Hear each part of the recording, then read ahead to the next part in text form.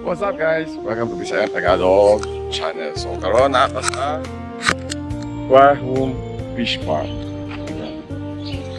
Aquarium Fish Park. Tayo. Kung ano yung mga makikita natin dito tayo sa Aquarium Fish Farm.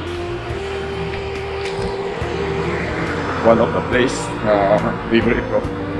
Punta tayo dito sa loob. Ngayon tayo ng mga aquatic fish, arwana, and at iba pa.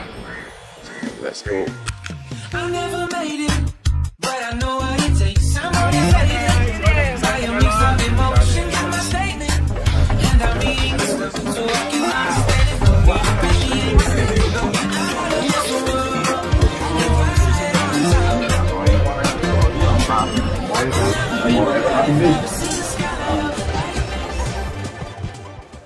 So guys, ito yung facility nila. Dito sila nagbe-breed, nagbebenta, nagpapublicate, nagpo-produce at ano-ano pang mga klase ng isda. Aquarium, sea fish, or whatever, longkang fish. Ayan, meron namin sila dyan na janitor at saka longkang fish.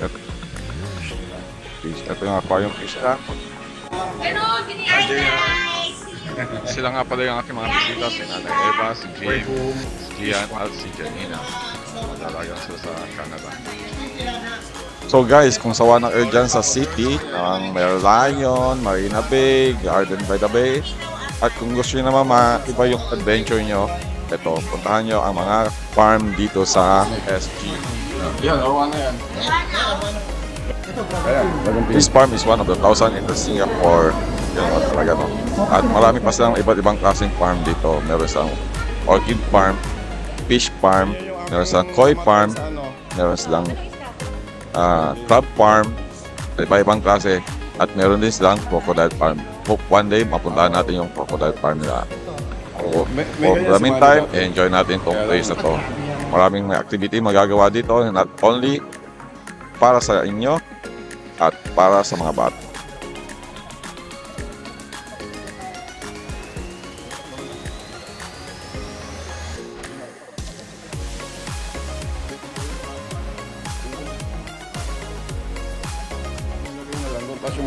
At kung gusto nyo mag-alaga ng mga isda or fish, pati ibang klaseng supply, meron din sila mga aquatic supply dito. From the aquarium, fish tank, hanggang sa mga pagkain at mga pare-pamerya nila. So may enjoy talaga nyo ang facility na to sa mga fish lover. Ayan, marami sa mga tank dito. Tank o talagang tank. Tang. Enjoy ang mga bata. Enjoy pang mga matatanda. Diba? Ito yung silver pin, diba? Yung normal na silver tin coin. Kinakain ba yan? Oh, pwede kainin. Pwede kainin. Ito yung mga niyo nila. At dito sa section na to, may enjoy nyo naman ang mga iba't ibang klaseng fighter fish. Not only fighter fish, meron din sila mga stingray. So yan ang mga isda nila dito. Pagi. Stingray. Ito naman ang Japanese catfish. Ba't tinawag ng Japanese catfish? Galing siya sa Japan. Ito naman yung isang mahihiyain. Tatago lang sila, lagi nagtatago.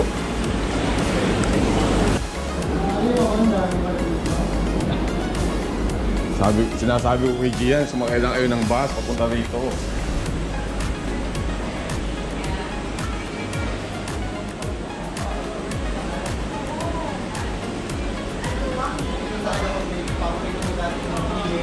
Tama. Stingray. Ah.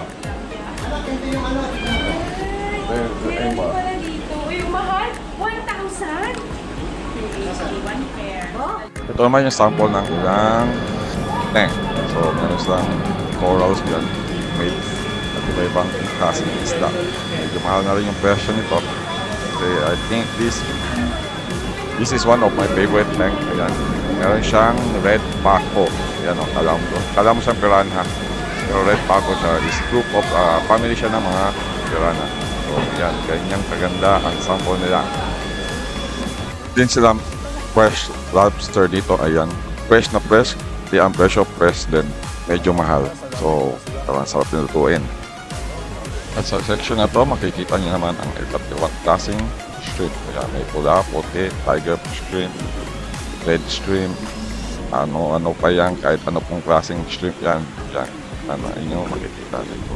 At dito naman, makikita nyo si Nemo na nawawala. Ayan, si Finding Nemo. Nandyan na natin na-find ang clownfish. Diba?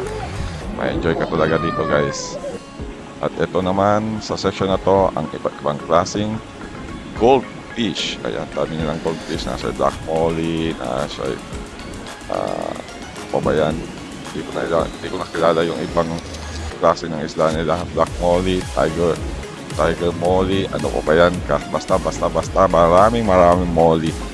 So, ma-enjoy nyo lahat ang facility na to. So pagkatapos yung mag-tour sa kanilang facility, meron din sila another facility dito para sa mga bata to enjoy, to have fun, and to be more kid and fish friendly. Ganun, no? Meron silang catching the longkang fish.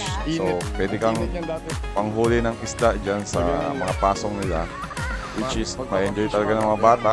Ayan, diba? Enjoy ang mga bata. At kasama ang kanilang parents. So, pag meron silang nahuling isda, pwede nilang bilhin sa halagang $5 ata. At meron na silang magiging pet sa bahay. At habang nag-enjoy ang mga bata sa panghuli ng isda, kayo naman pwede kayo magpakain ng isda. Pakain nyo yung paa nyo. Yan, meron silang fish spa dito. Ayan, ang ilang offer na facility. Pwede kayong sa halagang $20 to $30 makakapag-fish pa ka na. So that's it from now, mga bisog. Hope you enjoy my video at ma-enjoy nyo ang new discovery natin dito sa Singapore. So Singapore is not just a city but it's a diversible country with a full of surprises. Katulad nito, di ba? Meron tayong mga farm dyan. Sino ba nakakaalam na meron silang farm dito? So, hanggang sa muli, we will discover other side of Singapore. Maraming salamat. Paalam. Meron tayong merch, guys. Available in design. Kung bago ka lang sa aking channel, please subscribe my channel and click the bell button below para sa iyong notification. At kung nagustuhan mo naman ang video ito, please click thanks to support my channel and like and share na rin para maka-inspire tayo ng ibang tao. Comment ka na rin kung gusto mo shoutout sa aking next video. Magkita na rin ang Facebook page. Bye na nabisong. Salamat. Paalam.